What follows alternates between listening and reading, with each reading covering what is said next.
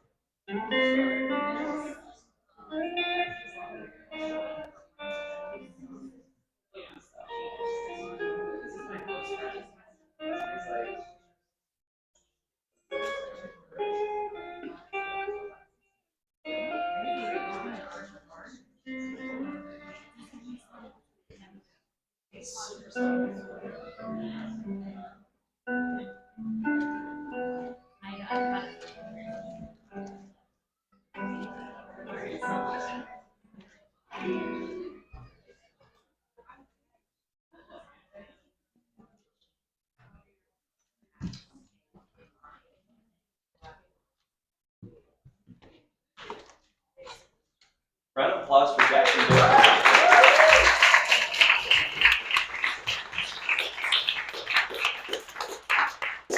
Thank you, Jackson, and thank you everyone for being here at Broadwater. And I don't know where the camera is. Thank you for everyone, literally across the world, watching this. You know, we have people in London watching, thanks to the help of Hoo Ha House Productions and Italia. On behalf of This Is a Front Theater, I welcome you to Artists for Gaza in Response.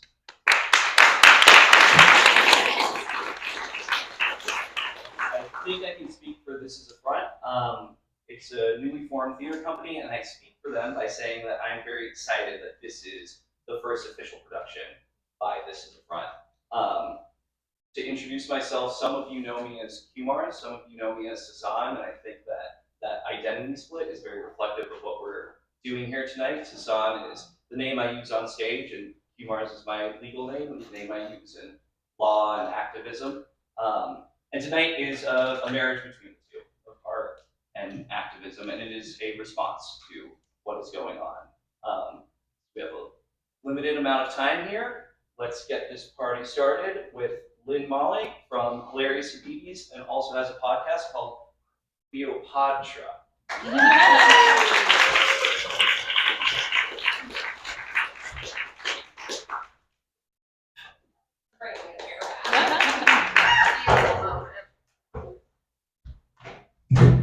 Hello! Oh wow, that's so much louder. Okay.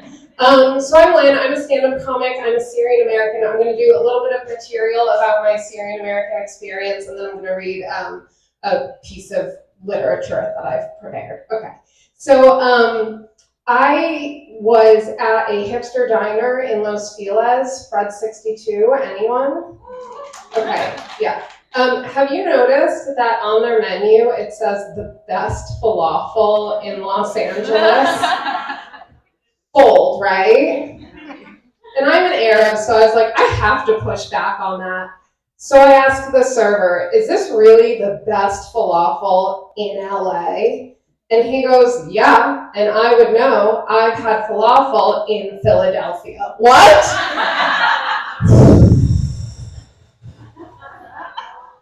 Oh, I'm pretty sure that means nothing at all. The only thing I can imagine they're doing differently with falafel in Philadelphia is spelling it with a PH at the beginning. Okay, we've got spellers in the room. Cool. I've been dating the same guy for over a decade. Okay.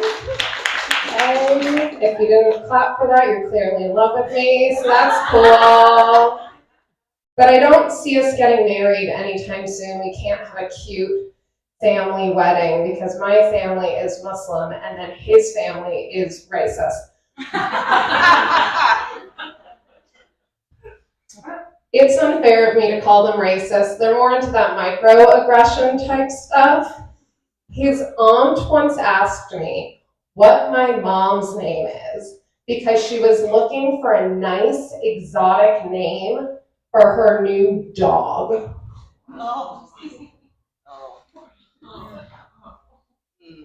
I told her my mom's name is Mullock, and she goes, what about a nice name?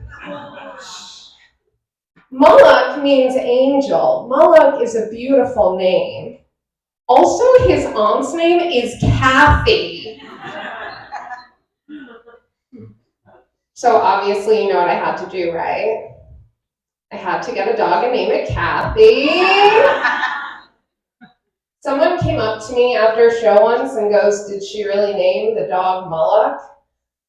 And I'm very disappointed to report that she did name the dog Waffles. We could never had that conversation at all. I want to take a moment to thank you all and applaud all of ourselves for coming out here, even though it feels like midnight at 5:30.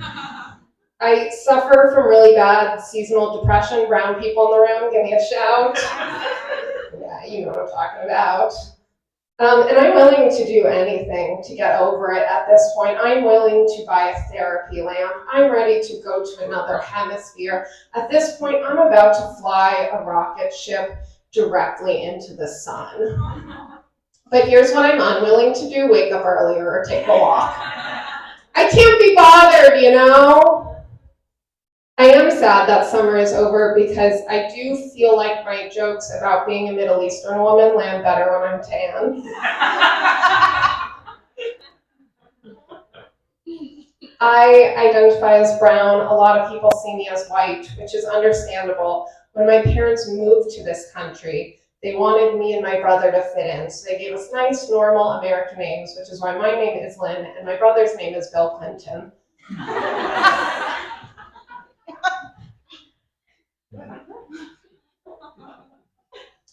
My grandfather was a calligrapher in Syria. He did a lot of signage for the University of Damascus, and I decided that I wanted to get some of his work tattooed.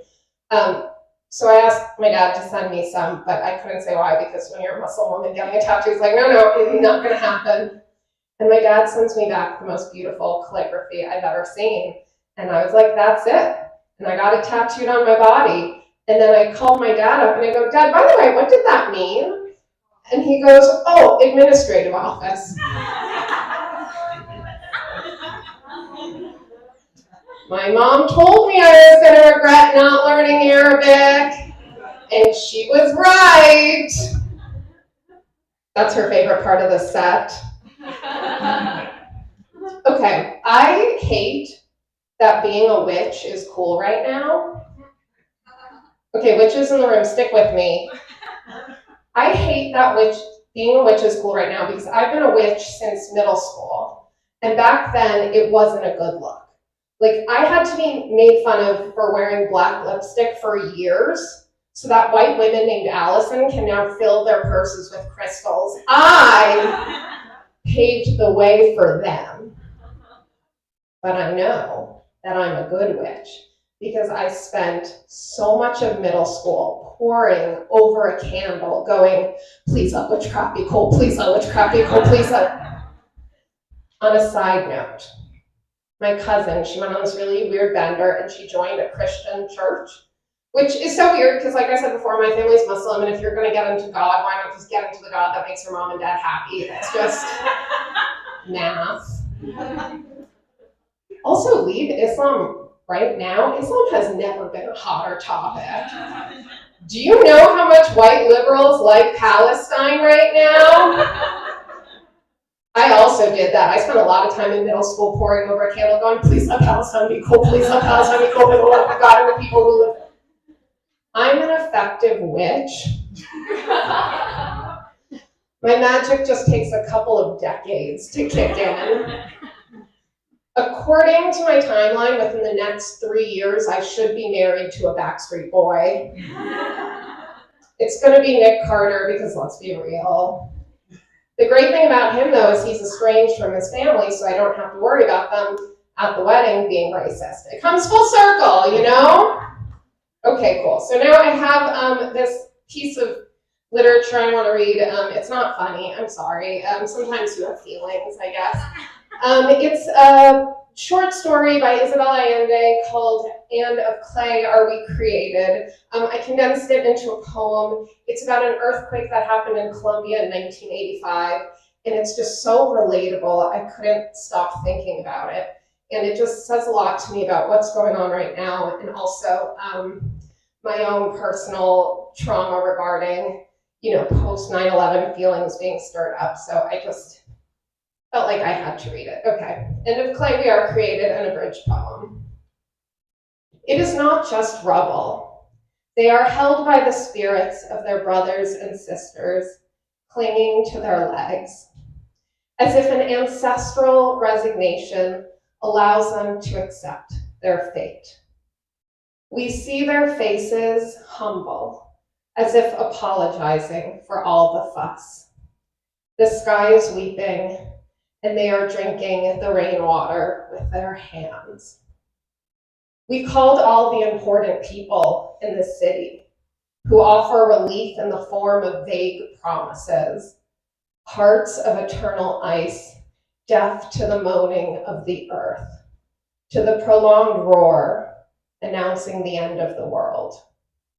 A fictive distance from the bedlam of lost children protects us from our own emotions.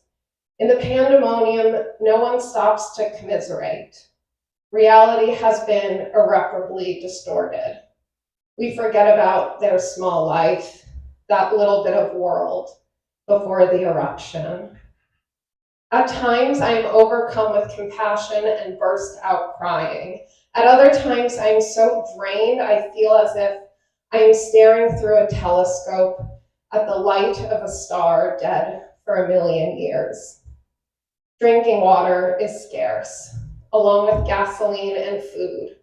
Doctors resigned to amputating arms and legs without anesthesia. Most of the roads are impassable, and worse are the bureaucratic obstacles that stand in the way. Immobility and tension. And yet I cannot separate what this means for me all the way on the other side of life. The most secret layers of my memory suddenly pouring out, the obstacles that had blocked my consciousness for so long. Sorrow flooding through me, intact and precise, as if it had lain always in my mind waiting. All the things my mind has tried to erase. I cannot flee from myself any longer. I cannot escape my past. Every day I am glued to the screen like a fortune teller to her crystal ball. I overhear fragments of what they say to one another and guess the rest. I watch as their spirits leave their bodies to fly above the vast swamp of corruption and laments. I study them intensely, looking for something I could have done to save them, something I did not think of in time. I do not write or sing. I sit long hours before the window, staring at the mountains. I wait patiently for the return from these nightmares, when we shall again walk hand in hand as before. Okay. So, just so my poor friend Gina, who's coming up next, doesn't have to dig comedy out of a sad well, I'll do just one last joke and then I'll leave. I ride a bicycle, and this is very light. I'm doing this for Gina. And a fancy white lady in a BMW, she pulled up next to me on my bike, and I was all gross and sweaty. And she leaned out her window and she said, "Is it hot out?" And now my new life goal is to be so rich I can't feel wet. Okay, that's it for me. Give it up for your host.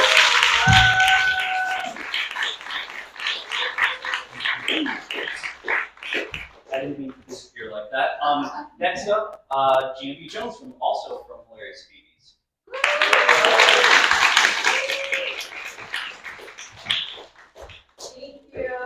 Thank you, Lynn. You didn't have to do that. I love a challenge. Usually I love a challenge. How are you guys doing? Good? You guys are like really nice and you guys are laughing. That's good. It's a good sign. I will do a comedy set. Before I start though, okay guys, I recently got this haircut. And like, what do you think? They gave me a middle part. Do we like this? I don't know about this cut. Okay, we like this. Okay, the middle part, like I feel like I look like a young king. Are you seeing that? I look like a young boy king in medieval fucking France, just like presiding over a kingdom or something. It's giving Lord Farquaad, is what I'm saying. Yes, millennials, that was a Shrek reference. Good. Yeah. It's what I get for going to Supercuts, you know? Damn. Oh my gosh, so I'm an Arab woman. Uh-oh. How can she be a terrorist? She's so cute. No. Guys, what's the deal with Israel-Palestine? Am I right?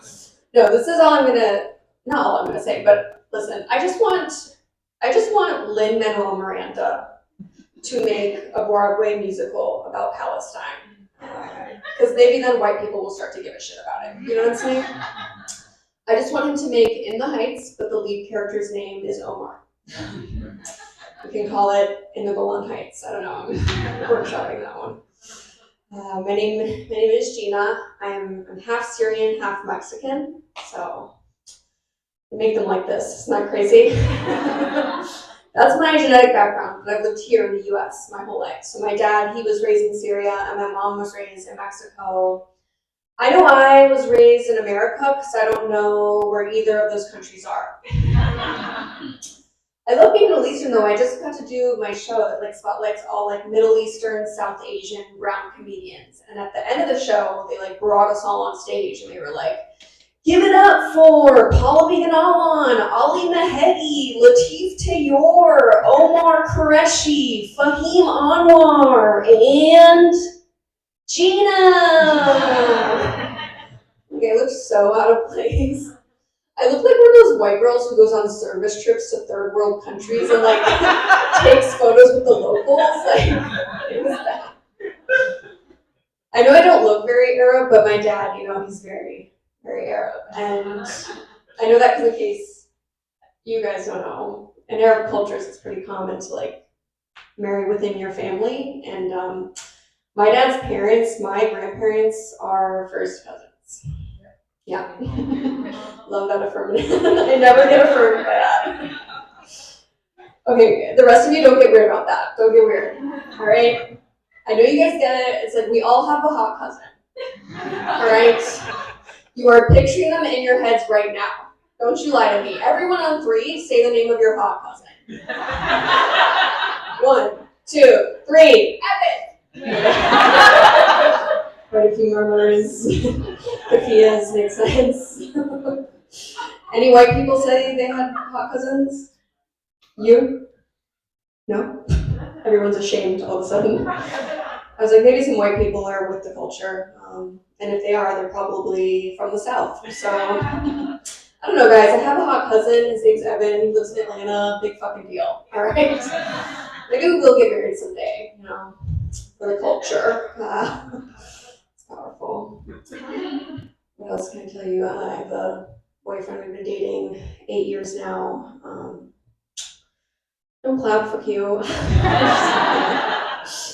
8 years, it's good, it's great. It means like me and him are like finally at the point in the relationship where he hates me. So, ladies, clap if you've ever faked an illness to get your man to pay attention to you. No, okay. It's true, I think my boyfriend hates me, so because of that I've gotten really paranoid about everything. Like the other day he suggested we go eat at a Yoshinoya. I was like, are you breaking up with me? Like, let's talk about this. This is for real though, this is a true story. Me and him, we have our dating anniversary on 9/11. Some people think that's a bad thing. I think it's a good thing. Because we never forget it. So it's very convenient. Sorry guys, I'm an Arab comic. Had to do a 9/11 joke. This is my birthright. You know what I'm saying?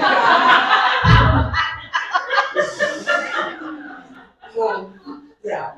I asked that AI chatbot, ChatGPT, to write me a different punchline for the 9/11 anniversary thing, and this is what it said. It said, I'm sorry, but I do not understand how a tragic event like the 9/11 terrorist attacks could be considered funny in any way. It resulted in the loss of thousands of lives. It's important to consider it a solemn and significant date.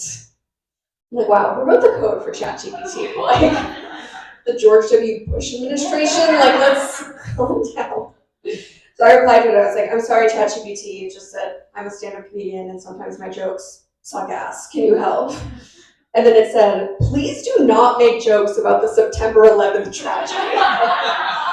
it may be more appropriate to focus on the positive aspects of your relationship. On your anniversary, celebrate your love and connection in a respectful and sensitive manner. Yeah, that sucks, because like usually on our anniversary, my boyfriend and I would like to go to a really nice fish restaurant and we order 2 seafood towers. Are you guys mad at me? Are you guys mad because I joked about the towers? It's gonna get worse. No.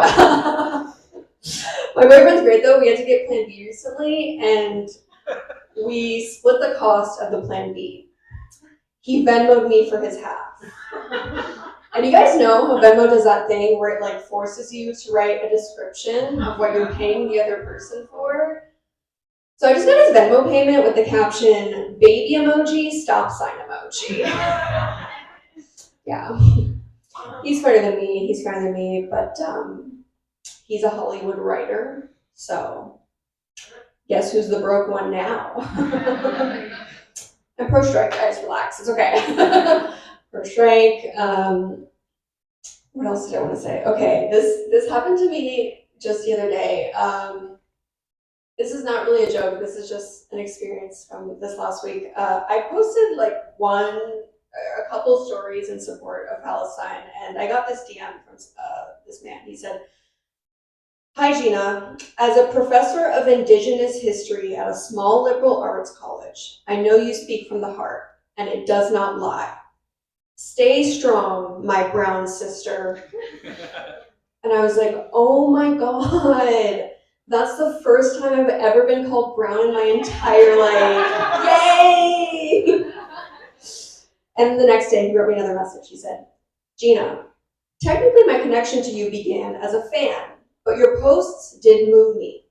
As the Native American historian at Mount St. Antonio College in Walnut, California, I want to use Native American Heritage Month as a platform to make a solidarity statement in support of our Indigenous sisters and brothers in Palestine. And I want to invite you to be the keynote speaker at the event." And I'm like, oh no, my thing was supposed to be dick jokes. What? I'm so unqualified. But anyways, I indulged him. I was like, I said I'd consider it. And then the next day, he wrote me again. He said, "Gina, in the end, it was best you were not able to confirm.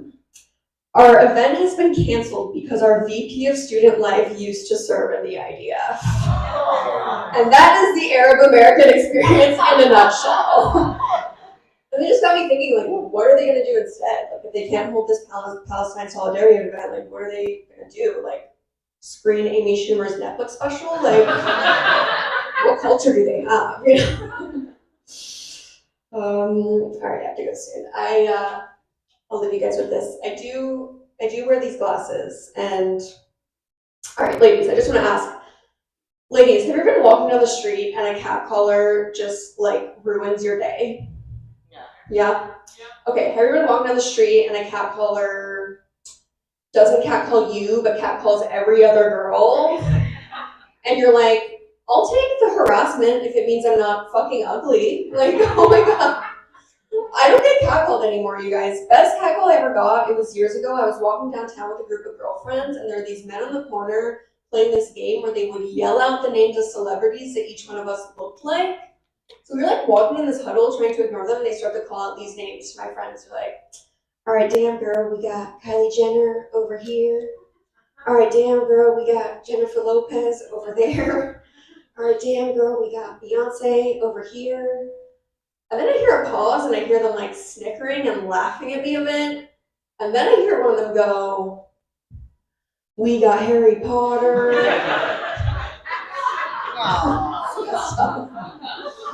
I turned to my friends trying to play all dumb. I was like, well, wait, guys, who's Harry Potter? They're like, bitch, that's you, get away from us. And now I wear contacts, because I never got over that. All right, guys, that's it for me. Thank you so much. We had a lot of fun.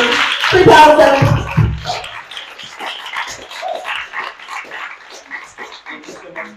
Once again, they're both can be seen on Hilarious Habibis. So the organization Act for Hope had a project called the This Is Gaza project, and it featured poems from Gazans currently in the conflict. And to read a poem written on October 27th is Miriam Ali.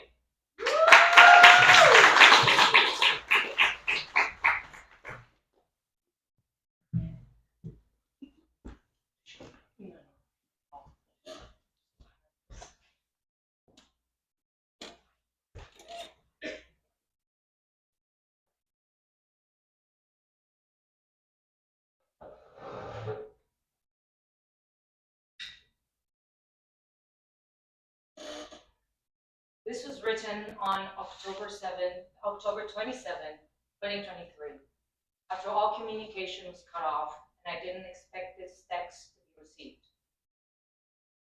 I dream of a resounding death, so allow me to die as I please. Now, no one will grieve me, and no one will eulogize me, and perhaps you won't find my corpse, so no one will bury me. So my grave will be the air, and my headstone will be a cloud that children can sit beneath and grow. They haven't cut off our air, O Lord, so this is a chance to write about this madness. I'm not free in this absence. I'm not free while I am subject to a silenced death that no one will know about. I'm not free when I cannot die as I wish to die, but I am free when I die. So destroy more, and blow up more, and dig up the land with more death. For our land is an enormous flute. Each time you pierce a new hole in it, it plays a new tune, from the holy tombs of the impossible return from the rubble. It is 8:15 at night now. I will sleep and prepare my body for any surprising sound that might blow it up. I will prepare my memory and my dreams to become breaking news or a statistic. Maybe the missile will arrive in my sleep and I won't feel any pain. These are our final dreams in the war, pathetic ending to our lofty dreams. Step away from the family sphere and head to my mattress as I ask the question: who told the Gazan that the sleeping do not feel pain? Then I sleep. 27 October 2023, Caryl Churchill, a poet from Gaza.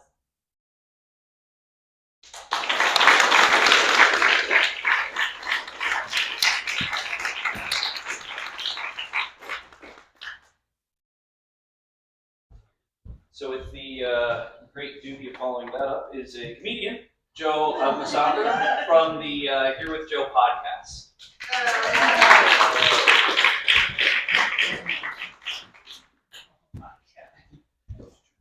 All right, we're turning on. First of all, give it up for her one more time. Absolutely beautiful. Oh my God, that was a lot to do comedy after. I'll tell you that though. But you know, it'll be all right. How we doing, folks? Are we doing all right? Okay, cool. My name's Joe Abissager. I'm an Arab dude. I'm an Arab. Hey man, this is how we talk now, all right? You won. You beat the freedom right into us, dude. Hell yeah. Woo! I'm Palestinian. That's kind of Arab I am. You know, sometimes I get some applause break, whatever. Shit, last week it got a lot of boos. It was someone threatened to shoot me last week. Not a joke, at a show. Still not in the top 10 worst shows that I've ever done. Got paid and a steak dinner. It was actually kind of nice. Palestinian. I'm proud to be Palestinian, you know? Proud. There it is. You're all proud of be Palestinian? I was clean shaven this morning. That's all proud. I'm so proud to be Palestinian. You know what I did? I quit my job. Yeah. That's how much I hate occupation. All right? I wanted to find out how Palestinian I am. You know, I took a 23andMe test. You know what I found out? 60% rubble. That's what I found out. I know, that one's bad. That's bad. Israeli bad. Israeli. Alright, cool. You guys are good. Alright. I actually performed in Palestine last year. I went to the West Bank, did stand-up comedy, Ramallah, Nablus, Bethlehem, all that. It was cool. I don't know what you've heard, but Palestine, not the hotbed of comedy that they say it is. Pretty serious. Pretty good shows though. They were fun.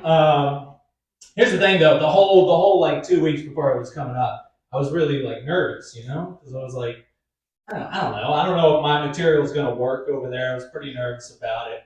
And the whole time, Amr, the guy who put it on, he was like, don't worry about it. It's a very like liberal crowd, mostly college kids, mostly Arab Americans just going over there to like visit family and whatnot. So I was like, all right, it'll be all right. It's just in my head, I was thinking it's just gonna be 200 Uncle Sods asking me to come with these. Do you make money? Obviously, I don't make money. First show, Ramallah, 250 people. 250 Uncle Sods. All right? Dude, that was a bad show. I bombed pretty bad. Oh my God, there were grandchildren running around everywhere. Dude, I bombed so bad. I'm telling you right now. I bombed so bad, I went straight to the green room. I said, give it all to Israel. All right? Give it. Specifically their houses, please. I'm telling you. I'm a proud Palestinian. Salty comedian, though. No, but the rest of the shows ended up being, it was truly one of the greatest weeks of my life. Connecting with my dad's land. Meeting people. Turns out every person I met was a relative. That's how it goes. Arabs.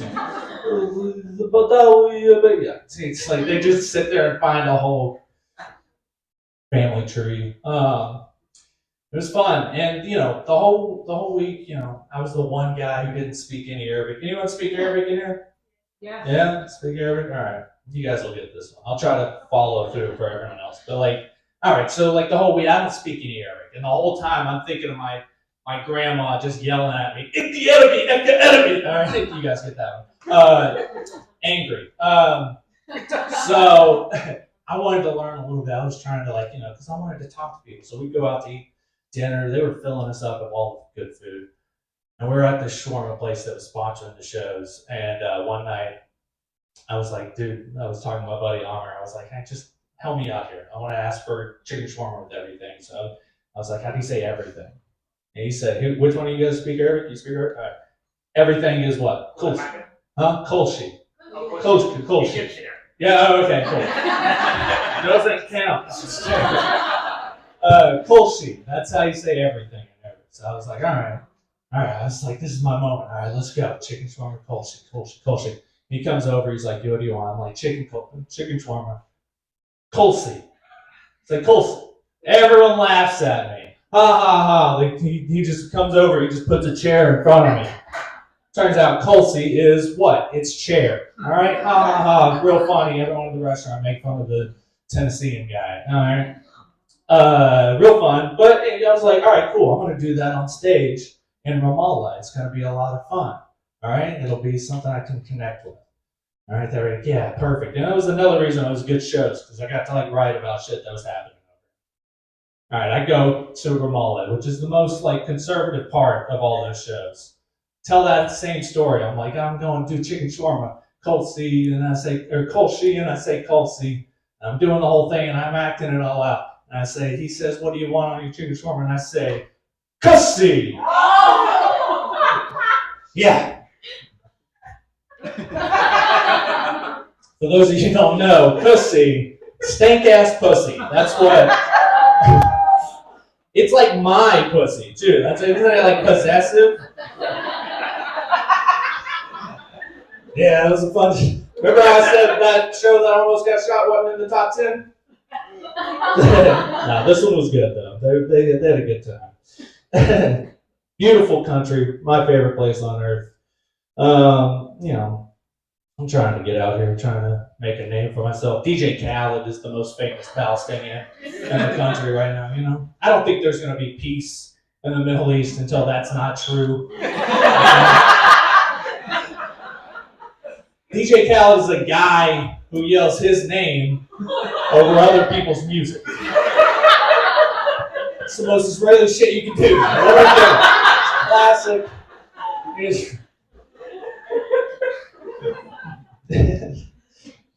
It's nice to be able to talk about being Palestinian, you know? You know, it's like before a couple months ago, I feel like most people, it's just like, oh, you're just Arab, you know? Before 9/11, I was white. You guys remember that? September 10th, 2001. Every Arab American, just an off-brand Italian. That's what we were. Little hairier, better food. Come on now. Italians hate that joke, by the way. They're like, better food, are you out of your mind? Yeah, no, we're better. By the way, I give Israel a hard time, you know? So you gotta give their government, you know? You gotta give all governments a hard time, all right?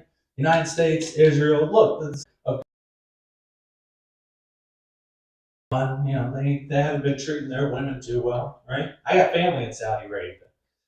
The women have it rough over there, all right?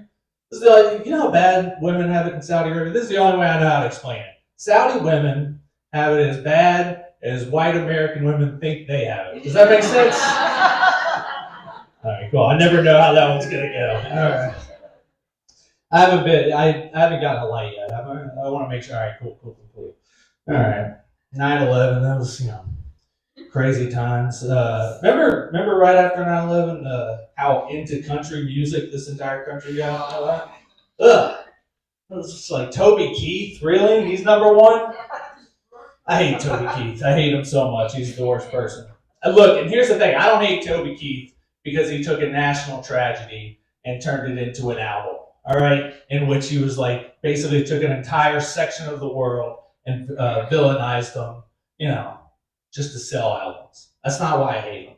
I hate Toby Keith because those songs are bangers, okay? Those songs so catchy, so good, you know? We all know it. We'll put a boot up your ass. It's the American way. Come on, man. I get a gun every time I hear that song, dude. Good song. Hey, you know what's funny about that song? There's a line in that song that goes, how's it go? It's like, our country was falling under attack by somewhere in the back, you know? It's just, that's a line. It's like, my nation is falling under attack by somewhere in the back, which is just disgusting, right? Just like you're taking an entire region of the world with thousands of years of culture and just deciding that's the back, right? It's gross. But also, I like to imagine that he was in the recording booth and like the syllables don't add up, right? For that, you know, it doesn't feel like somewhere in the back, you know, that doesn't fit. And I like to imagine he was in the recording booth and he was like, the original words had to be somewhere in Iraq, right? That just fits better. And Toby Keith was like, hey guys, we don't have proof, all right? Let's not be irresponsible here. And then like a month later, George Bush administration was like, no, fuck that, we're going. I just like the idea that Toby Keith has more diplomatic foresight than Dick Cheney, all right? All right, cool. That's a new one. You know, at the end of the day, this whole thing about Palestine, whose fault really is it? You know? The British. Yeah. It's the British fault. Talking about food, come on now. Anyone whose food looks like that, you're in the wrong. Does anyone watch Great British Bake Off? It's my favorite show. It makes me happy every time I watch it. But at the same time, anyone who watches it can back me up on this. Literally all 12 seasons, there's been one person on that show that they've deemed the Spice King or the Spice Queen. All right, it's always an Indian, a Pakistani, Bahamian person, basically anywhere that the British Empire just destroyed. That was the Spice King. And it's like, dude, England, they're just using spices. That's all they're doing, all right? You can do it too. Maybe if all your food wasn't the same color as your elbow, you would have a little something called the flavor. Yeah. As you can tell from my voice, I'm a Southern man. from the South. Rural South. I grew up in the rural South, you know? You know how rural my hometown was? I had to practice saying rural before I got up here. That's how. Country, dude. Anyone here from the South or out in the country? Yeah? Did anyone grow up on a farm? Freeloaders. Okay, cool. I grew up on a sheep farm. I was a little shepherd boy. Oh, yeah. Oh, is there a stereotype about sheep farmers you want to share with the class? Yeah. What is it? Oh, what are you sleeping with the sheep? Sleeping with the sheep? Quite frankly, didn't get a lot of sleeping done. You know what I'm talking about. Right? No, that's disgusting. All right? It's a stereotype perpetuated by the dairy farmers to distract us all from the fact they wake up every morning sucking on cow titties. All right? It's disgusting. Maybe with this. You know what's really embarrassing? Is, they make latex condoms. And they make sheepskin condoms. And I'm one of those guys that has to use a sheepskin condom. Yeah. Not allergic to latex. Just like to remember my first time. You know what I'm talking about? Brother, guys, thank you so much for having me. I'm Joe Parker. All in, here we go. Thank you, Joe. Once again, on the Here with Joe podcast. I will turn this up. Next up, we have reading of a couple poems from the Gaza monologues. These are monologues written, two of them were written in 2010 by children in Gaza as a response to the 2008-2009 conflict. And the theater in Palestine commissioned these monologues from children, and then also recently commissioned a new one from a director in a theater there. So we're going to hear two from 2009 and then one from this past month, and they're going to be read. Please welcome back to the stage Miriam Ali, and also welcome Adam El-Sharkawi.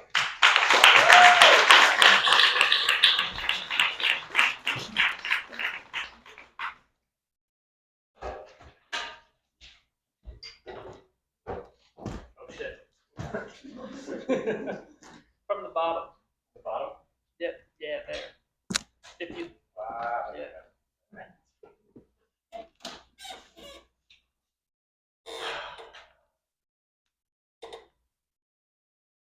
Samia El-Sharkawi, born 1994 at Ufa. The hour that I hate most in the day is 12 noon. Every time the exams start, I feel that the war will start again. I can't answer any of the exam questions, and thoughts keep floating around in my head till I'm sick of them.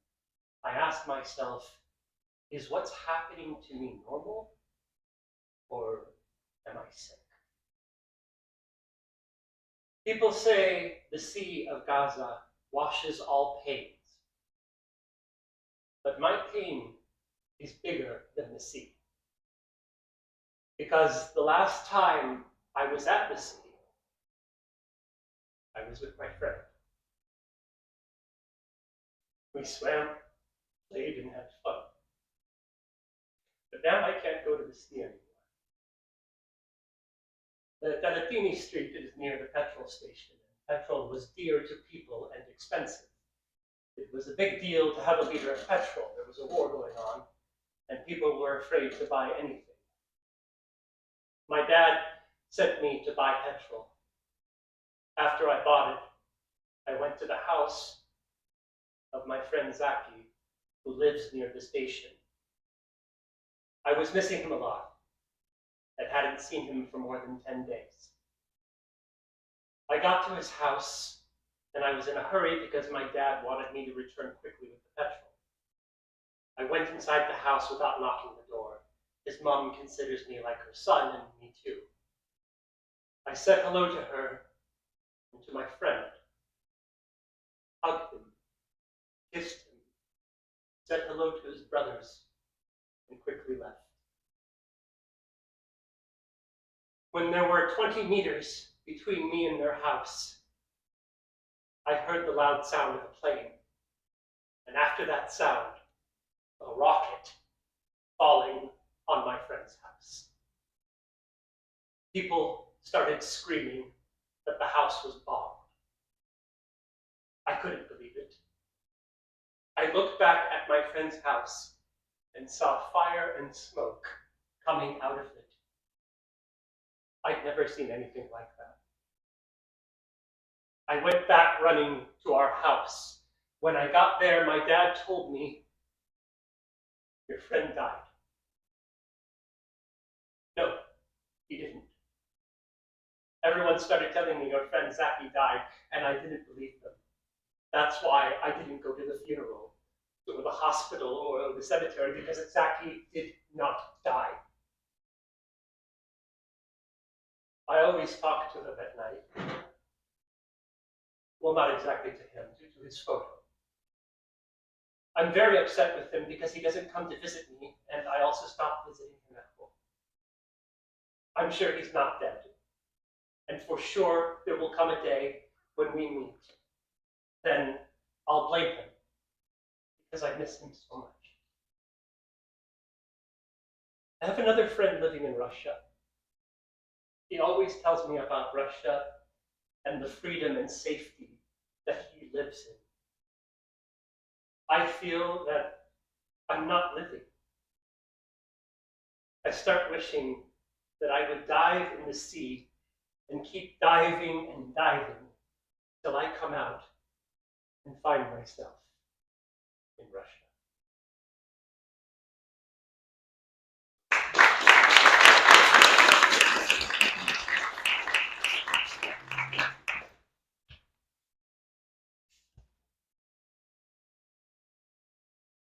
Okay, so this was written by Yasmin Abu Amr, born in 1996 in Al-Shuja'iyya. I want to be a specialist in the science of metaphysics. What is behind nature? You know why?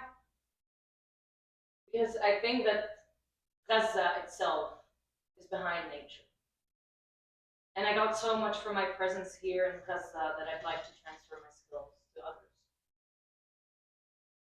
The Shuja'iyya camp is always the center of events. Each time the occupation wants to invade Gaza, thinking that the Shuja'iyya would be hit. It's normal in this case to leave our house. Everyone was calling my dad to convince him to leave the house. My brothers from Algeria, my uncles from the States, my uncles from Ankara. The whole world was begging my dad, and he wouldn't budge, refusing to leave the Shuja'iyya. 3 days with my mom having packed the house stuff and we're in suspended travel mode. We want to go to my sister's house because it's safer there. After we were exhausted from talking, he agreed and said, "You go and I'll follow." How can we go and leave him? My mom was smart. She left the bread at home, and you know how dear bread was in the war. As soon as we got to my sister's house, she called him and said, "Salman, we forgot the bread. Bring it for us." And Salman fell in the trap and brought the bread, and we wouldn't let him.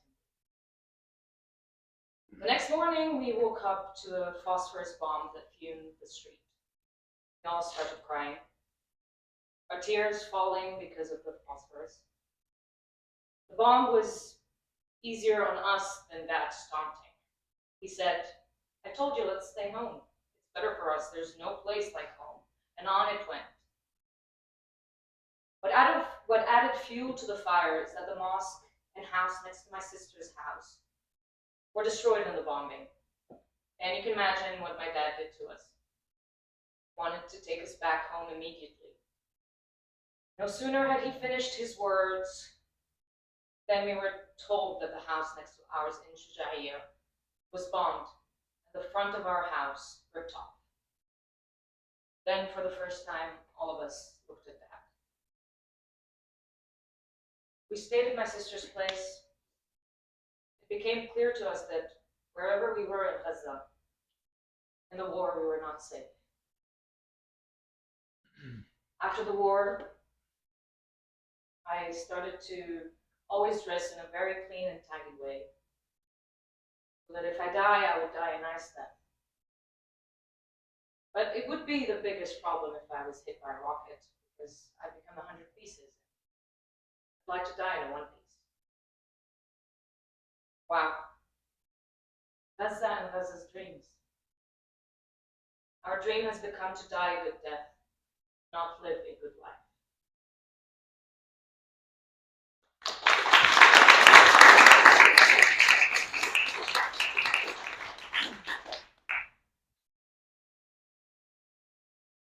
A very quiet night. A very quiet night of war. Last night was very quiet. I think I slept for an hour, a little more or less. The sounds of drones, planes, and cannons did not stop for a moment. All of that was nothing when a missile, a barrel of powder weighing a ton or 6 barrels, fell at the same time, shaking the earth, raising and shaking it, as if the earth's crust was a child's balloon filled to the brim with air, about to explode and destroy the world. Moments in which you witness death 1,000 times, and after the explosion ends, you do not believe that you are still alive, and that you have been endowed with new moments of life, and you continue to wait for the next explosion, the next death, perhaps after a minute or two at the most. It was a really quiet night.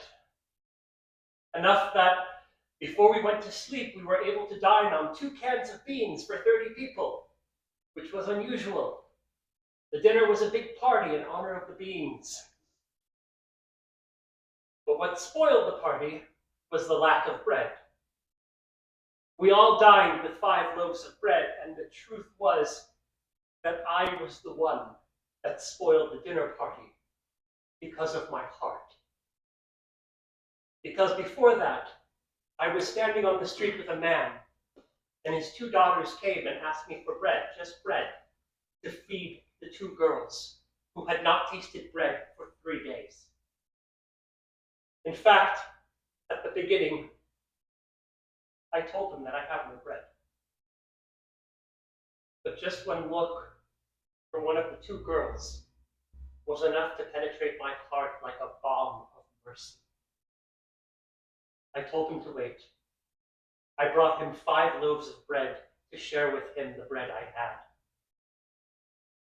I will never forget, as long as I live, how his trembling hands picked up those loaves, and how the 2 girls' eyes began to shine again, and he quickly went away thanking me.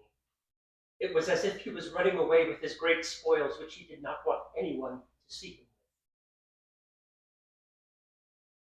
Sometimes the quiet gets boring, especially if a friend calls you in the middle of the night to reassure you that he is still alive, but his childhood friends Yusuf and Adnan and their families were martyred a short time ago. How much I loved that Nafi Summer, Adnan's daughter, who was not more than 3 years old. Every time I went to visit them, she would run towards me and cling to my neck to take her gifts with her black eyes, curly hair, and her great height. Her great height, which was disproportionate to her age. We expected her to be a basketball champion. A really special night. I barely hung up the phone and did not know how my tears had betrayed me. I only woke up to the sound of a large explosion, followed by heavy rain that poured down on us on the roof, the zinc roof, which we were sleeping under. It took moments until we realized that it was stones that had penetrated the zinc roof and scattered thousands of pieces from the building that was not far from our residence. A few meters before it became a large hole, of which only a few pillars remained and a palm tree that had been planted in the house for decades. It remained miraculously steadfast, as if it refused to die in order to remain a witness to what happened. But many of the dates that it was holding in its bosom fell. What a deadly calm. I heard the broadcaster on Al Jazeera saying that this night was the worst since the beginning of the war, because the calm did not stop for 1 minute. My nerves almost shattered from the intensity of the calm. These shells and missiles were made to frighten us. You can't help but be afraid. But how can I write in the midst of all this terrifying calm? This is not consistent with the human soul, because I could die at any moment, and that would not be a disaster. I sat down to write as if nothing is happening around me. Yes, around me, because the ground keeps shaking and the smell of gunpowder fills my nostrils and smoke fills my mouth. Home from time to time, and the explosions do not stop. It seems that I have gone crazy. I think so. Or I am dead. I will resist until the last letter and convey my voice to the world. The noisy world that I do not wish for it, a quietness like ours. Enjoy your noise. And when you watch our news, turn your faces away from us or change the channel for fear that we disturb you. I wish you a good sleep. October 10th, 2023. Happy holidays.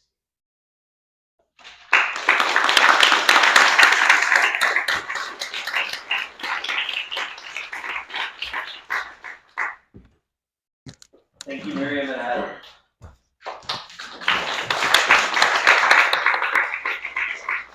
If you are interested, on Wednesday, the theater that put together the Gaza monologues is doing a global live stream.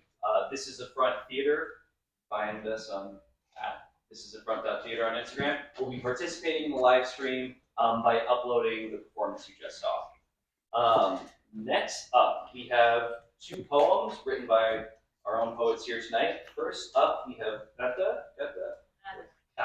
Yeah. Okay, come on up. Yeah, thanks.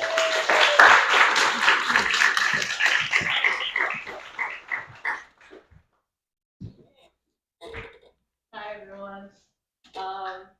I wrote the same poem in Arabic and in English. I grew up speaking Arabic. My grandparents are from Suffolk, and my grandmother was pregnant when she walked from Suffolk, Palestine, to Damascus, Syria, which is 180 miles. And my mother was born in Syria, spoke Arabic with me growing up, and she actually helped me transliterate the poem. So for the Arabic speakers, you'll understand this, and for the non-Arab speakers, you'll enjoy the sounds of غ and خ. سمعت إنه في ناس قاعدين تحت الشمس عم يتشمسوا، عم بيسبحوا بالملايين، ولا على بالهم عيلتي اللي عم يتذبحوا. سمعت إنه في ناس عاملين مظاهرات ضدي أنا وابني في الأخبار، شايفيني تحت العمارات المدمرة، وهن ليه خايفين مني؟ شو هالدنيا؟ سمعت إنه في ناس مبسوطين إنه قريباً راح أخسر عيلتي كلها، من كتر أنانيتهم ما حسبوا حساب إنسانيتنا كبشر. أنا مو من حقي أرتاح وأعيش مثل باقي الناس. يا ترى لو جميل، حازم، علي ومحمد أسمائهم مش عربية كانوا حسبوا حساب البشرية؟ كانوا انحسبوا على البشرية. This is it in English, close to English. I hear that outside of this, someone is basking in the sun, swimming in millions at the cost of my loved one. I hear that outside of this, someone is chanting against me and my small child. While watching me on the news, under rubble, someone is saying that I'm dangerous, that I'm the dangerous one. Isn't that wild? I hear that outside of this, someone is very thrilled that soon my loved ones will be gone, my friends dispersed and lost. This was all for greed. They didn't know the cost. I hear that outside of this, someone is crying over their dead son in the West, while my son is gone, and that same grieving parent wishes this regime the best. See, I hear lots of progressives caring about similar causes, but when it's happening to us, I notice them applauding. I wonder what it is, perhaps the sound of my name or my friends' names. I always thought the names Jamil, Hazem, Hani, Ahmed, Ali, and Muhammad sounded beautiful, but names like this are used to justify their demise. Certainly they'd matter if only their names were white. Thank you.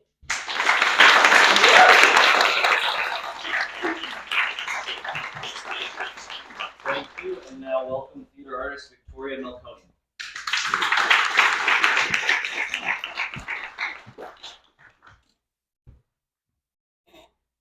Hey y'all, can you hear me in the back?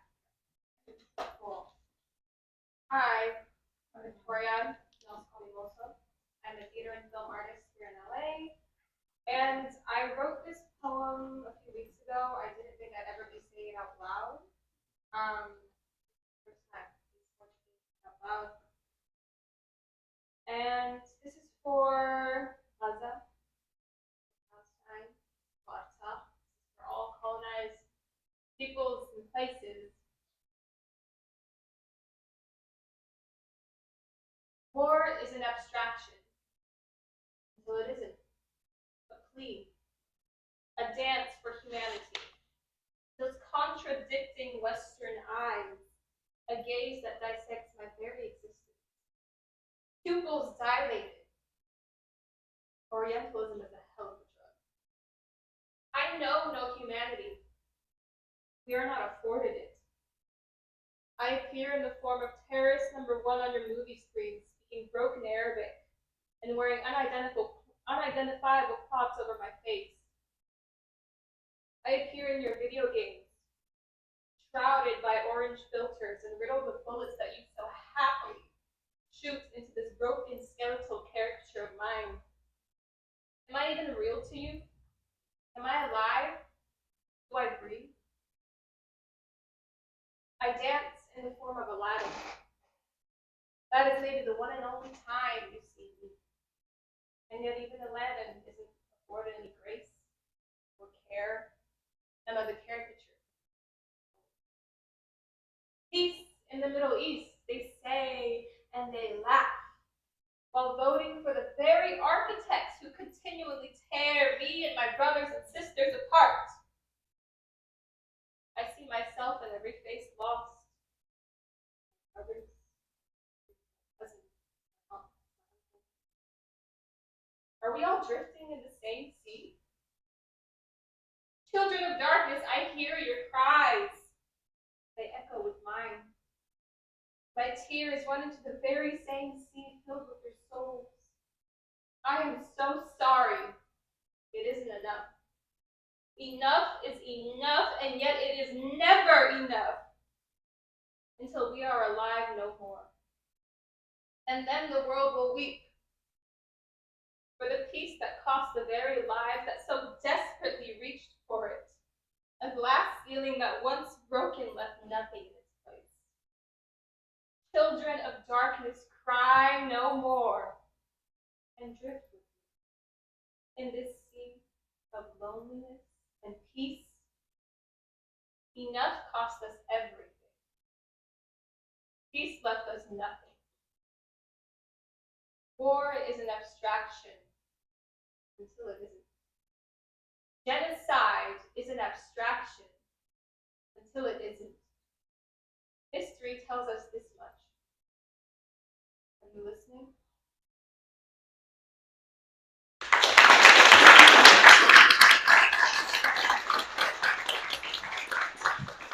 And now I'd like to to call up to the stage the actors performing in Seven Jewish Children. You guys can come on up. And while they're getting set up, I'll just say a couple things. First, what you're about to see is a stage reading of Seven Jewish Children. It's a play by Caryl Churchill. It was written in response to the 2008-2009 war in Gaza, so it's written at the same time as the Gaza monologues that we heard earlier. This will be the last artistic piece of the night, then we're going to move on to our panel afterwards. And I think I have filled up enough time, but if I have not, I would also like to say, if you didn't know, all proceeds tonight are going to medical aid for Palestinians, and I would like to happily announce that we have raised over $2,000 tonight. So thank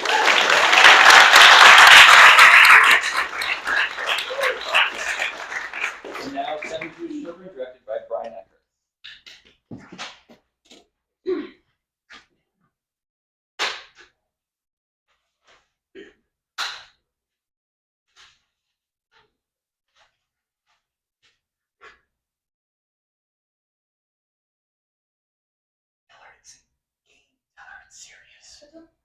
Don't tell her. It's important. Quiet. Tell her she'll keep. She's got Carla. As if she's not to come out. If she hears shouting. Tell her not to come out. She hears nothing for a long time. Tell her we'll come and we'll be here all the time. Tell her something about the men. Tell her they're bad in the game. Tell her it's a story. Tell her she can make it go away if she keeps still. Magic. No.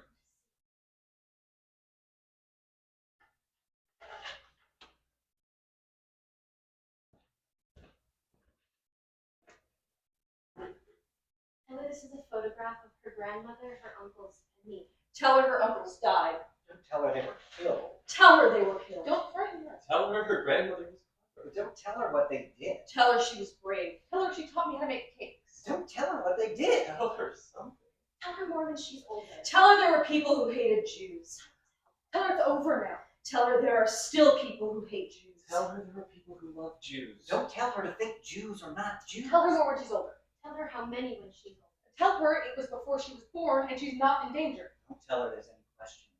Tell her we love her. Tell her, dead or alive, her family all love her. Tell her her grandmother would be proud of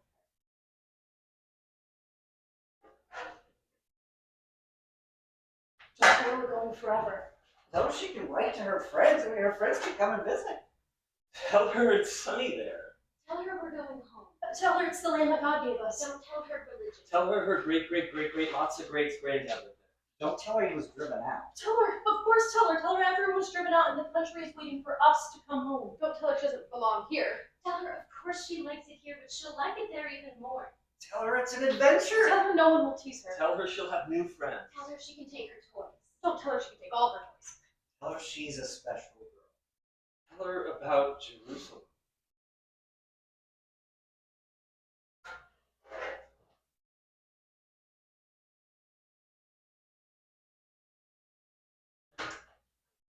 Don't tell her who they are. Tell her something.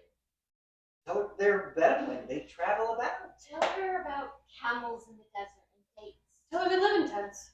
Tell her this wasn't their home. Don't tell her home, not home. Tell her they're going away. But don't tell her they don't like her. Tell her to be careful. Tell her who used to live in this house. No, but don't tell her her great-great-grandfather used to live in this house. Don't tell her Arabs used to sleep in her bedroom. Tell her not to be rude to her. Tell her not to be frightened. Don't tell her she can't play with the children. Don't tell her she can have them in the house. Tell her they have plenty of friends and family. Tell her for miles and miles all around, they have lands of their own. Tell her again this is our promised land. Don't tell her they said it was a land without people. Don't tell her I wouldn't have come if I'd known. Tell her maybe we can share. Don't tell her that. Tell her we won! Tell her her brother's a hero! Tell her how big their armies are! Tell her we turn them back! Tell her we're fighters! Tell her we've got new land! Don't tell her the trouble about the swimming pool. Tell her it's our water. We have the right. Tell her it's not the water for their field. But don't tell her anything about water. Don't tell her about the bulldozer. Don't tell her not to look at the bulldozer. Don't tell her it was knocking the house down. Tell her it's a building site. Don't tell her anything about bulldozers. Don't tell her about the queues at the checkpoint. Tell her we'll be there in no time. Don't tell her anything she doesn't ask. Don't tell her the boy was shot. Don't tell her anything. Tell her we're making new farms in the desert. Don't tell her about the olive trees. Tell her we're building new towns in the wilderness. Don't tell her they throw stones. Tell her they're not much good against tanks. Don't tell her that. Don't tell her they set off bombs in cafes. Tell her they set off bombs in cafes. Tell her to be careful. Don't frighten her. Tell her we need the wall. Safe. Tell her they want to drive us into the sea. Tell her to don't. Tell her they want to drive us into the sea. Tell her we kill far more of that. Don't tell her that. Tell her that. Tell her we're stronger. Tell her we're entitled. Tell her they don't understand anything. Violence. Tell her we want peace. Tell her we're going swimming.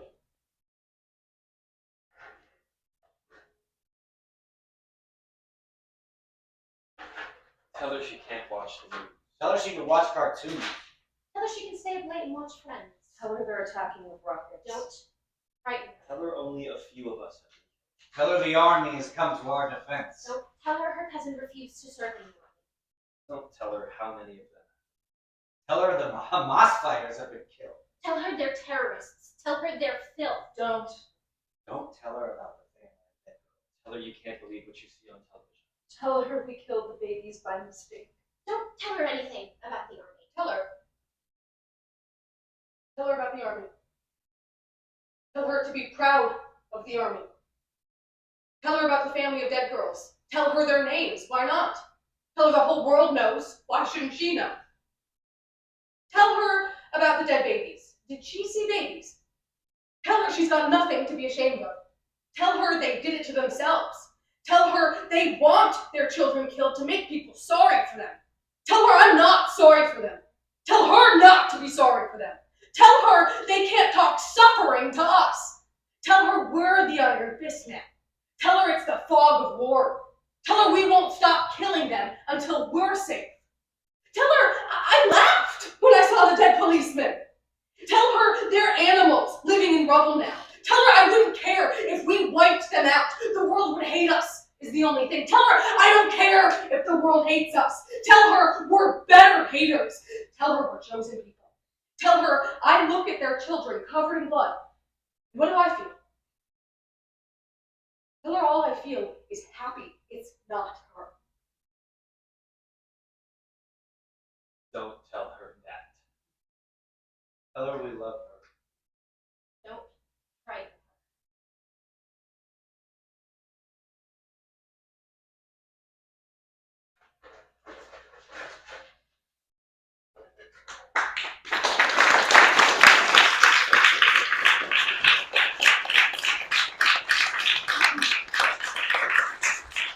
And now I'd like to welcome our panel up to the stage.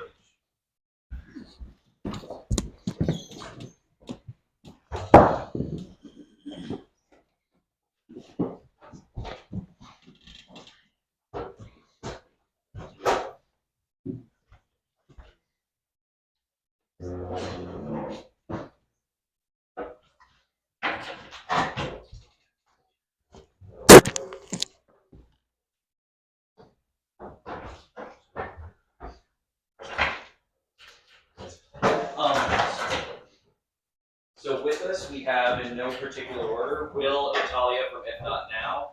We have Suzanne Abdelhak. We have Gazella from Swana LA, and then Lena from Between East.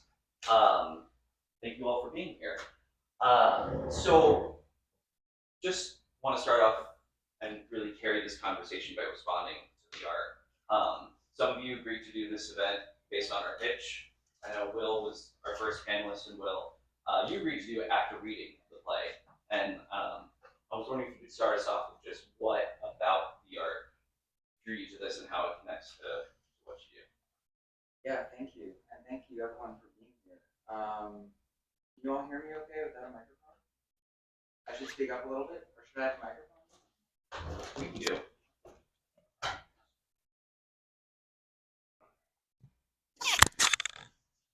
Is this better? Okay. Yeah, that was, first of all, that was so beautiful. Thank you to the performers. Incredible, so moving, and very chilling. Yeah, I think what I really respond to in this play is the fact that the play, at least to me, is about creating narratives, and it shows Jewish parents debating as what to tell their child. And I think it's supposed to be different children in different moments, but it's open to interpretation. But it's this whole, I mean, the history of Israel Palestine is a history of competing narratives. There's the Jewish Israeli narrative, and there's the Palestinian narrative. And they're in so many ways, directly at odds with each other. And it's very uncomfortable for Jewish people, Israeli Jews, to really examine the narrative closely. And I think this play is really, in talking about how narratives are constructed, is really getting at a very intense and very important aspect of this situation, which is how did we get to this narrative, and how do we find some way to move beyond it? Yeah, well, I think you brought up an interesting point about narratives and how a lot of the themes of the poems tonight, including the play, is about how we define the narrative for ourselves. And I know a lot of you do work in that area, and if anyone felt like responding to that in terms of how defining the narrative relates to their activism, to their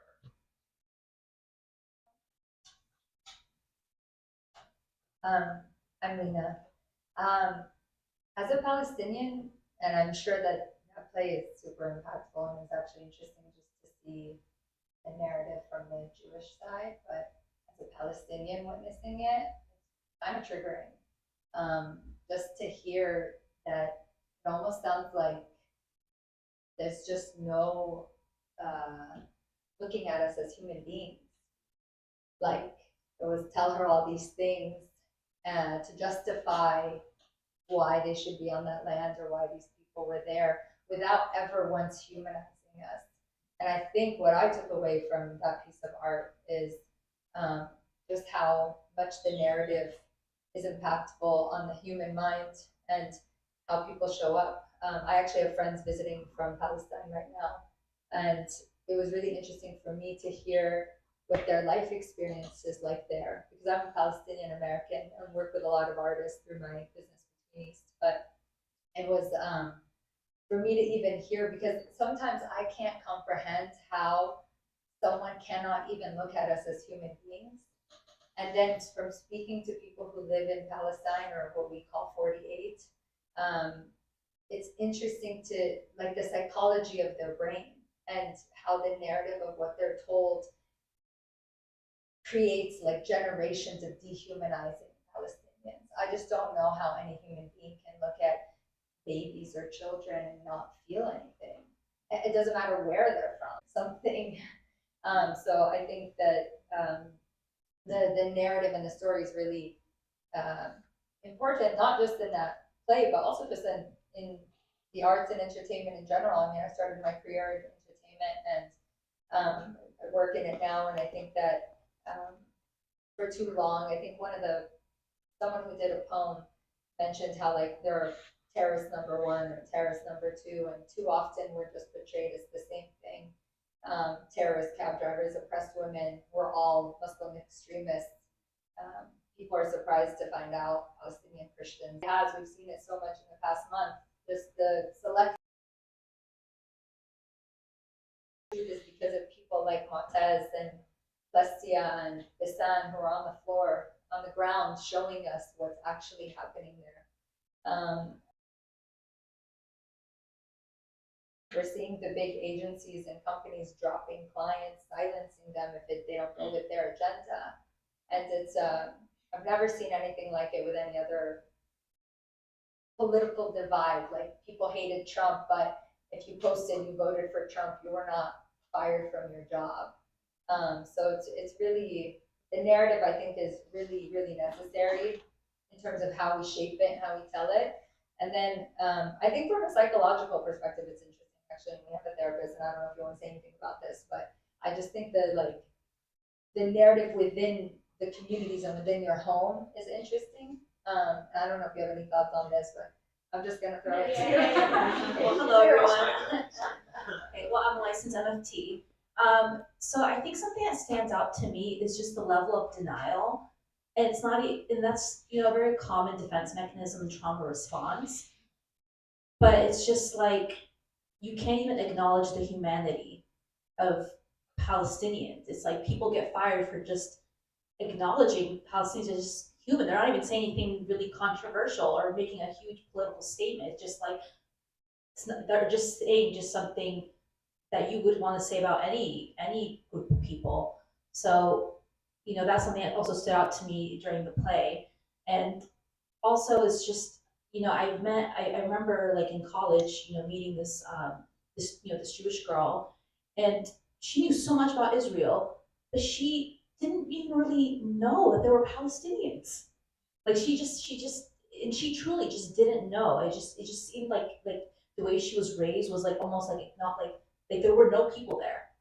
Like Israel was just there, and there was just no people. So I don't know. I feel like there's a lot there, and I also work with a lot of Jewish clients, and now one of the biggest things that I'm noticing is this anxiety that a lot of my clients are facing, just even during the holidays. Having these conversations, like that their parents not even, they just want to stick to their narrative, and there isn't even like a room for a discussion about even challenging any piece of what's happening. So that's something that I'm seeing a lot in my practice, and I can definitely see in a lot of these works of art. So.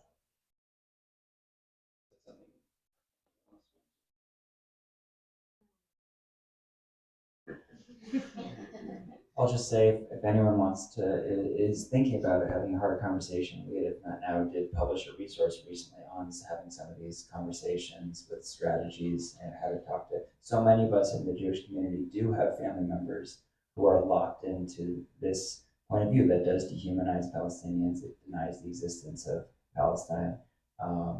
And yeah, it's very difficult to face that in your own family and your community. And the play itself also was not without its own controversy, also from the Jewish community, and how does, that also is a form of this conflict and sort of narrative telling.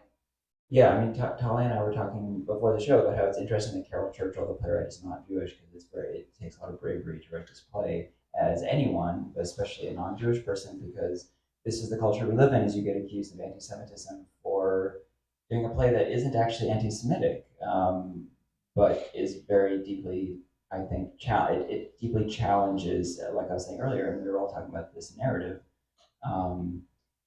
So yeah, that accusation gets thrown around and unfortunately gets diluted. My name is Talia. I'm also an organizer with If Not Now. I'm Israeli American. I spent many years working for an organization of former Israeli soldiers who served in the occupied territories, and testimony of what they were sent to do with the aim of ending the apartheid and occupation in Israel. I think that, there's a phrase that's thrown around in the Jewish community a lot. It's called airing the dirty laundry. There's like a real fear of putting, of showing the world the sides of our community that is not so pleasant to see. And I think, the work that we're doing in If Not Now is about moving the American Jewish community to end its support for Israeli apartheid, to support a ceasefire and a negotiated diplomatic solution that leads to peace and prosperity for Israelis and Palestinians, because our fates in that land are tied to each other, and our safety is tied to a peaceful solution. And I think some of the work that we're doing, and we invite those of you who are Jewish or allies to our cause, is to ask our Jewish community to have some of these conversations about the narratives that we're telling. I know I grew up, I'm very emotional and my mind is sort of swelling with thoughts, but I grew up with a lot of those narratives we heard on the stage. And as I grew older and became more aware of human rights abuses against Palestinians, I felt deeply betrayed by my community and lied to. And I don't wish that for the next generation of the Jewish community, and I don't wish that, I don't wish that on anyone. Hi everyone, my name is Everleigh. I'm a singer and songwriter born in LA. So I think part of what's difficult for me in hearing this play tonight, I agree, it was very triggering, is the idea that we as Arabs, as people of the Swana region, always seem to have to apologize for who we are. And I don't hear that same remorse within the Jewish community. Just growing up as an artist, as a singer, I was basically always told, straighten your hair, thin out your eyebrows, lighten your hair, do all these things to make you look less Arab. Do all these things to apologize for what you look like and who you are and what your family background is. And that was really, really hard for me to navigate because I'm so proud of who I am. And to hear people who are on the other side so unapologetic about the harshest, cruelest, darkest things is really hard because I had to apologize for the best parts of me. And they don't have to apologize for the worst parts of them. And I know that it's really hard after growing up your whole life, hearing the same thing over and over from your parents, your grandparents, about your synagogue. But it's to challenge your own mind that we don't have that, so many people don't have that opportunity and that freedom to say, wait a minute, I've been taught this thing my whole life, that, this is our homeland, Arabs hate us, all the typical stereotypes we've all heard for years and years. But why aren't we ever afforded the opportunity to challenge what we've been taught? Because I had to challenge myself every single day growing up, and I still do. But I think this, for me in particular, this has given me more opportunity to be myself, and to walk around with graffiti on, and especially after hearing the 3 guys that were shot today for wearing a graffiti, it's really fucking scary. But I'm not willing to not be myself anymore. And we owe that to ourselves. And the narrative needs to change, but people have to do it within themselves. They have to be able to challenge everything that they've been taught. And that's really, really hard. I get it. That's really hard to just be like, I've been lied to my whole life. What else have I been lied to about? So I have a little, an ounce of empathy in that. But I'm not willing to just be passive about it anymore. And I hope that anyone else in the Swana region is also coming into themselves that way. I mean, I have a lot of empathy for people in the Jewish community because they are victims of propaganda themselves.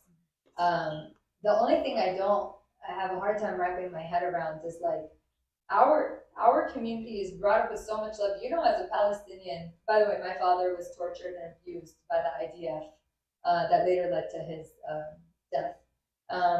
And never once did my family ever make me hate Jews.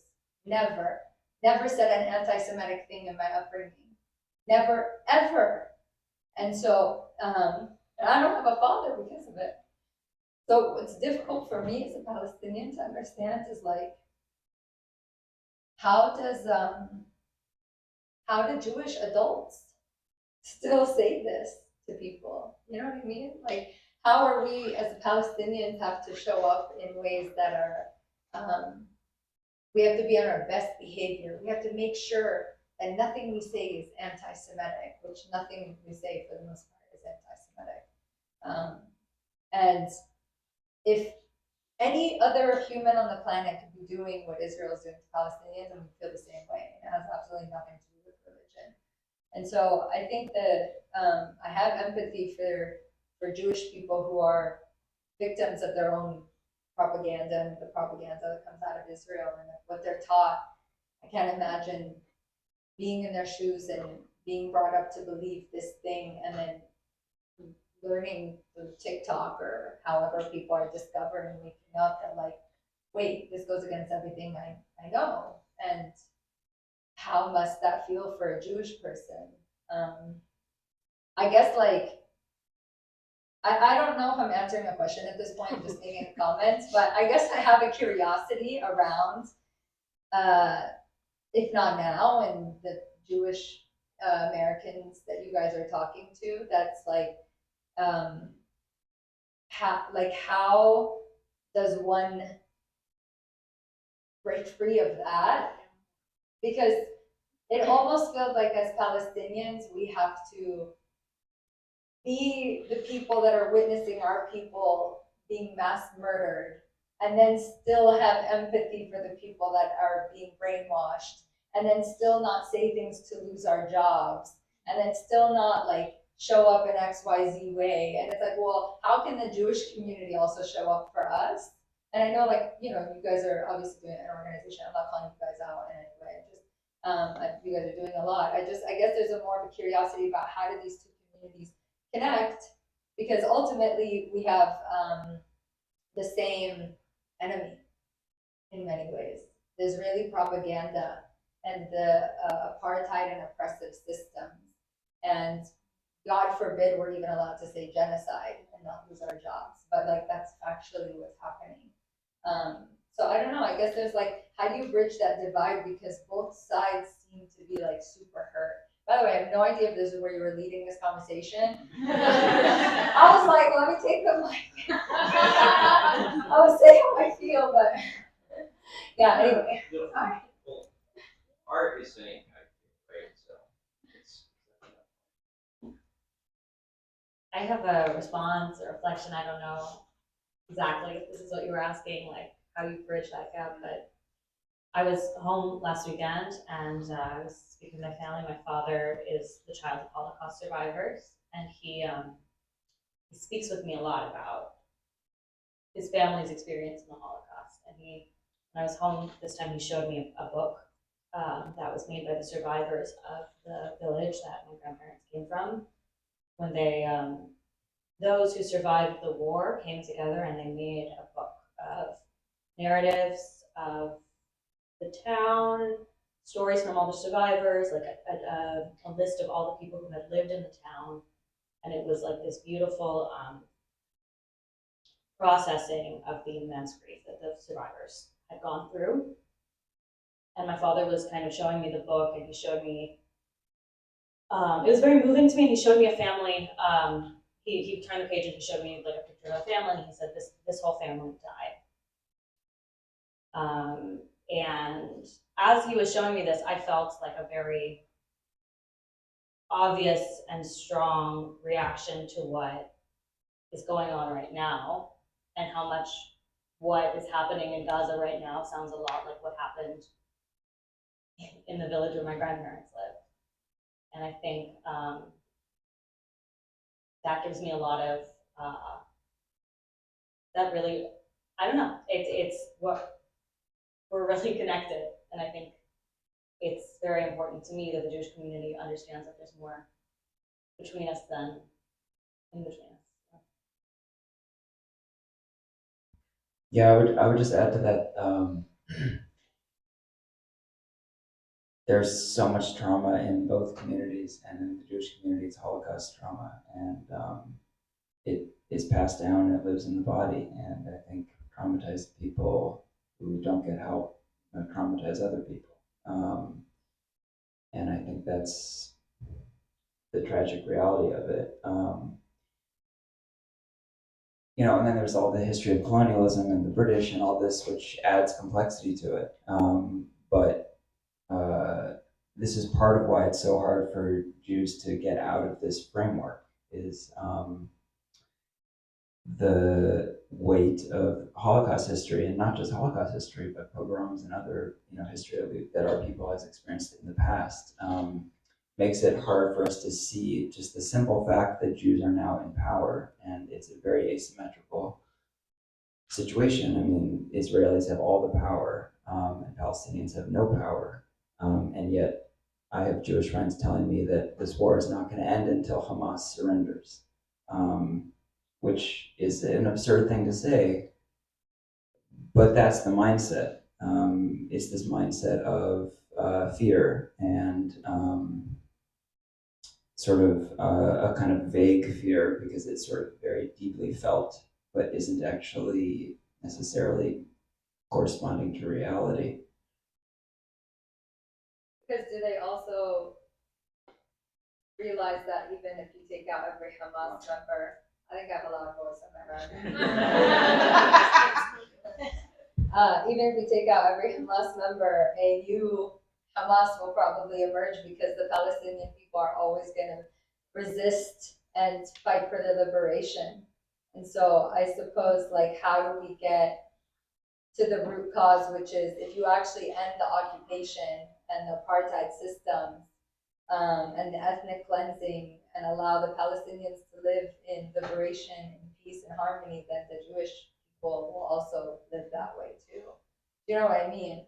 Like, you could take out every Hamas member, and your next Hamas is going to be created, because what is happening by Israel is you are creating the scariest person in the world, which is the person who has nothing to lose, because you've taken everything from them. And so that person, all they're going to do is fight for the liberation of their people, and if they have nothing to lose, they're willing to die. So the cycle will be repeated forever until Palestinians are free. And I would like, as a Palestinian American, to go back home. Why can a Jewish American go home and I can't? To my home, to my father's home. I don't know why I'm so emotional.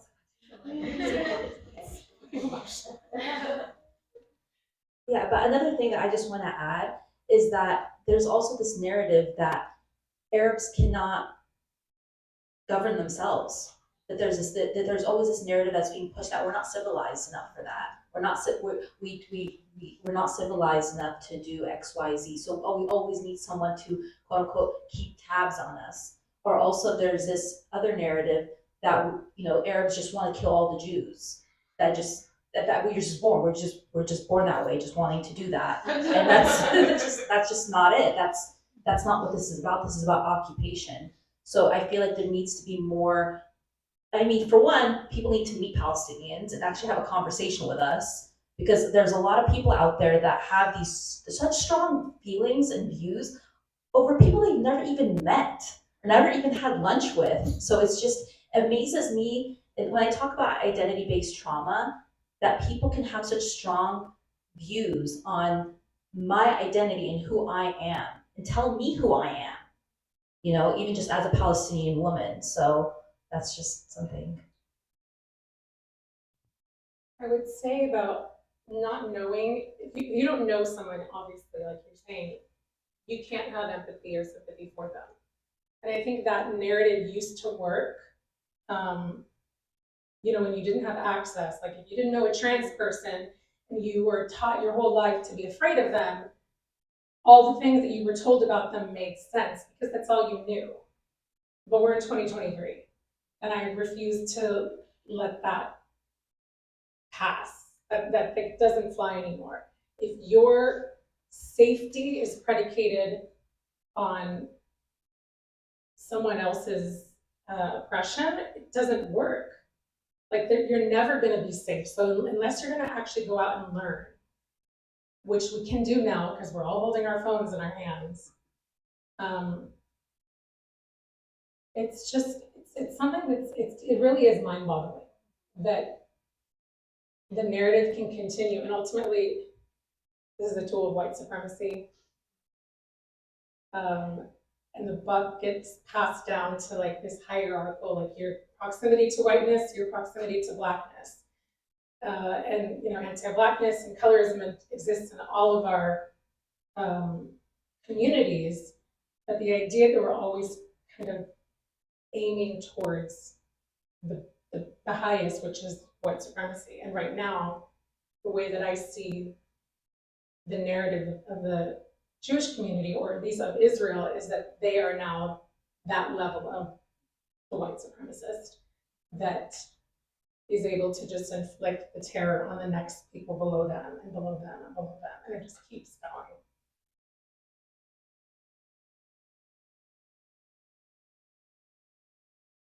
Sure, yeah, I mean, it just, I could respond. Yeah, I mean, I think the colonial powers, want to have safety without peace, and that's what Israel wants.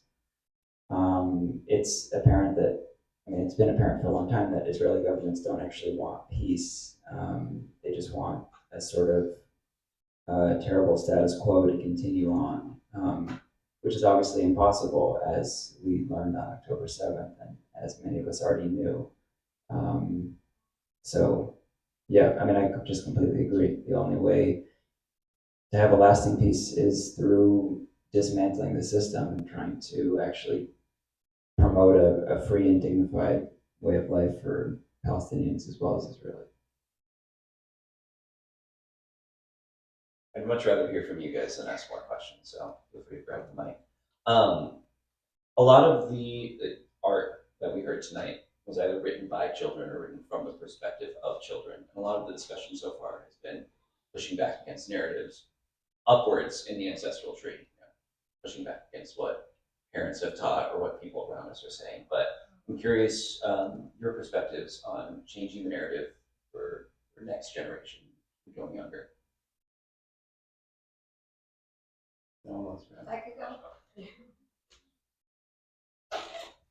So a lot of the work I do is focused on storytelling and community building, and I think that entertainment and media are two of the most impactful industries in the world, because in storytelling through film and TV, you can create narratives where people can actually feel empathy for a group of people. Like, even if you've never known a Palestinian, if you can watch a show, مثلا like Mo.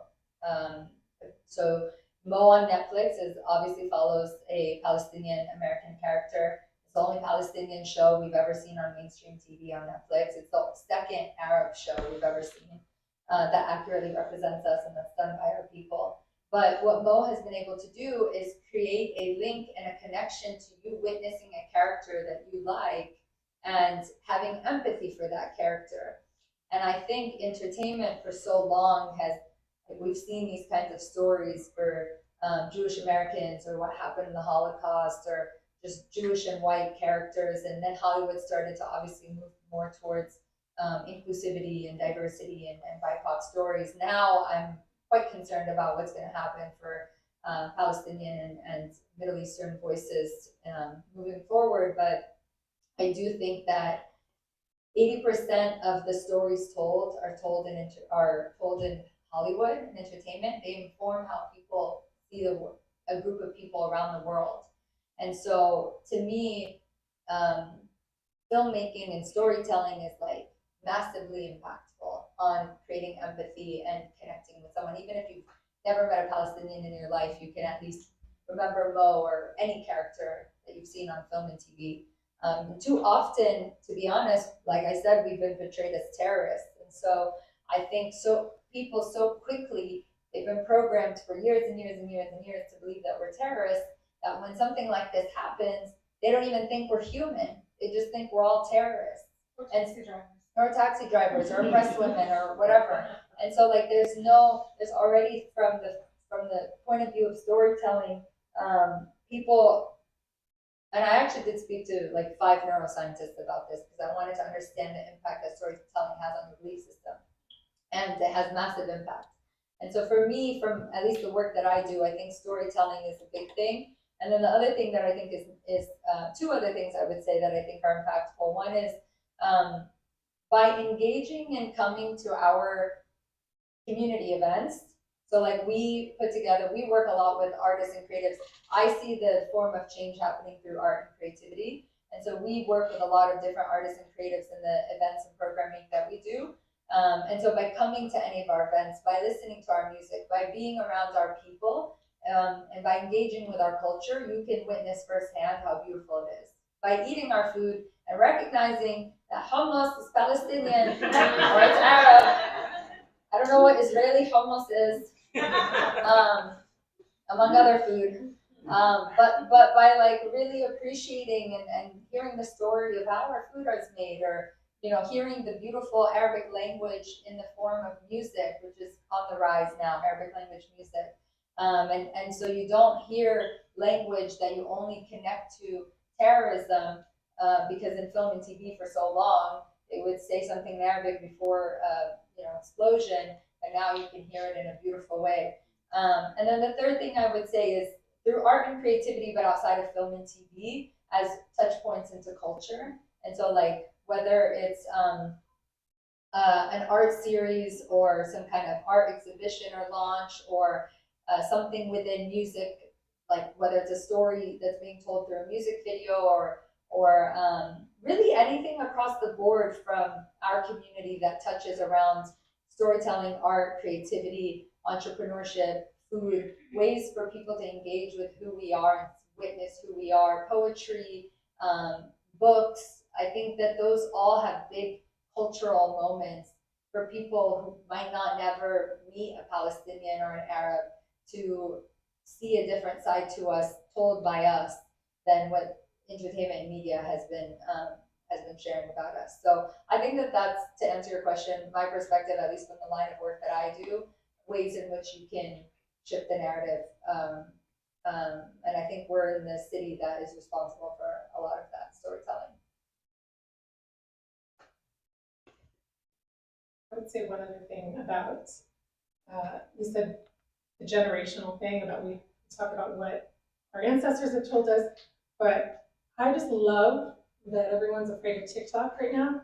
Gen Z is like, they're bringing so much to light, and they get it. And so I feel like that's another avenue that, besides entertainment, that can be so influential. It's like creating their own space to teach each other, and I love that. Love that for us. I got greedy and tried to get one more minute out of this, but the lights came on. We do have a hard out. We have to be out of the theater, so we have to clean up. But two things I want to say. Well, first, thank you to the panelists.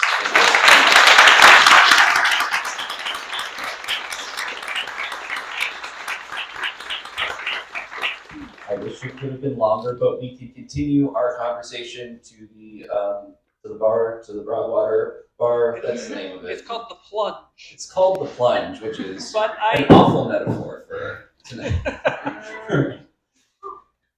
why I'm not the comedian. The second thing I want to say is that we have QR codes on the way out. If you wish to donate more, we hit 2,000. Let's make it 3,000, right? Just hit the QR code. Thank you to If Not Now, Swana LA. I'm forgetting all the other organizations. Follow This Is a Front. I'm sorry.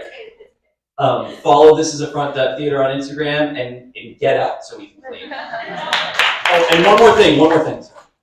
There are If Not Now flyers, excuse me, on the way out. If anyone is interested, Jews and allies, take one. We have a mass meeting for the LA chapter coming up in 2 days on Wednesday, so be there. And there's a code on the flyer. Follow us on Instagram. Thank you to all the performers.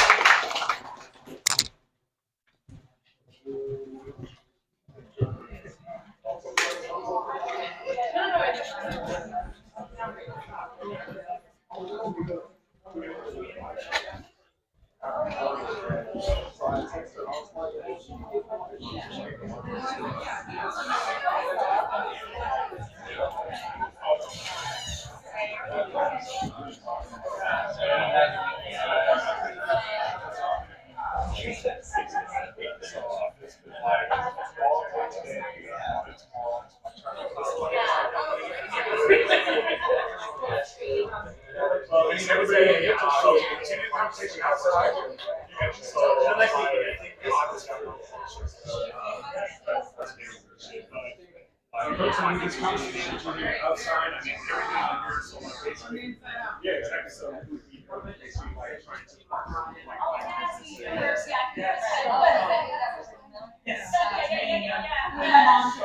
oh, nice to meet you. Go.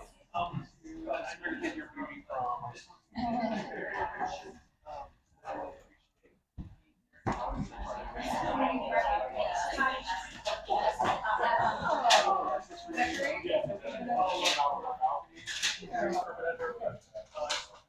You guys gotta stick around. I'll see you.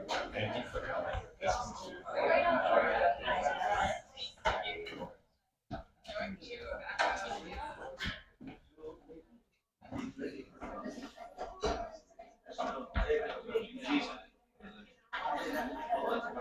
Yeah, let me just put your background. Yeah, I'm working.